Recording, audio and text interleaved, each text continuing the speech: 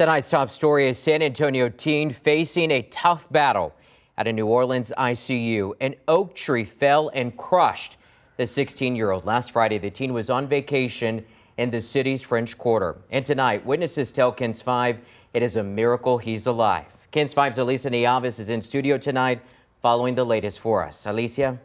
The family's attorney, Morris Bart, says the family is just asking for privacy and prayers right now.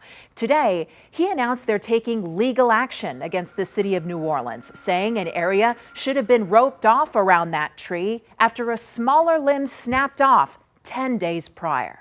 We were there for the Paramore concert. Last Friday, as Brett Cochran walked by Jackson Square in the French Quarter, a loud noise sent people running. We heard a big boom. We thought it was a car crash, and we saw the tree fall. A 16-year-old from San Antonio visiting New Orleans with his family got trapped under a large oak tree.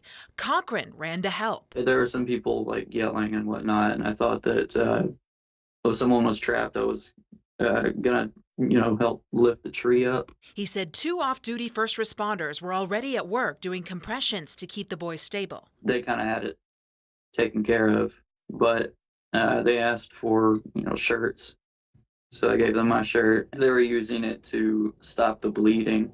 There was quite a lot of bleeding. He recalls people watching from a distance, praying for the teenager and his family. I don't know if it would be appropriate to describe how he looked. I had doubts whether he would make it, and I was very happy to hear that he was indeed alive. The family's attorney, Morris Bart, says the boy has a severe brain injury and is still in the ICU.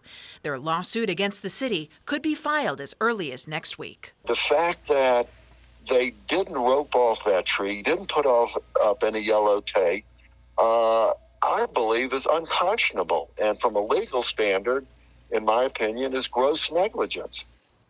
The mayor of New Orleans said the city did a thorough inspection of the oak tree after the first limb fell in June and found there was no threat of an imminent danger of collapsing. The city is now reviewing how they inspect their historic trees. Henry? Alicia, thanks so much. We'll, of course, stay on top of that story.